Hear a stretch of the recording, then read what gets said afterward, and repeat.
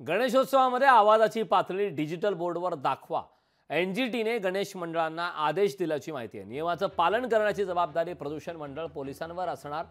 DJ सोबतच ढोल ताशा पथकांनाही हे नियम लागू राहणार आहेत। नियमाचं पालन करण्याची जबाबदारी प्रदूषण मंडळ आणि पोलिसांवर असणार आहे।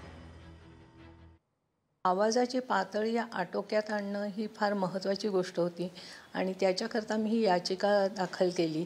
कारण रात्री 10ला आम्ही आवाज बंद करतो, याचा अर्थ सकाळी 6 ते रात्री 10 अमर्याद आवाज असा त्याचा अर्थ नव्हता। आणि सुदैवाने एनजीटीने आमची निरीक्षणाचा अभ्यास केला आणि त्याच्यामध्ये त्यांनी निश्चित दिशा दिलेली आहे। महत्त्वाची गोष्ट म्हणजे आता स्पीकर्सच्या संख्येवर मर्यादा आली आहे। आता मांडवाचा साईज, पंडालचा साईजप्रमाणे ते राहणार आहे, पण तरी 40 मीटरपर्यंत फक्त 2च स्पीकर लावायचे।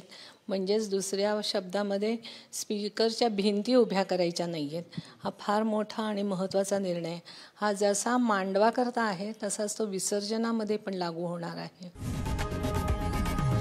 लोकशाही मराठी ऐका, पहा, जागरूक रहा।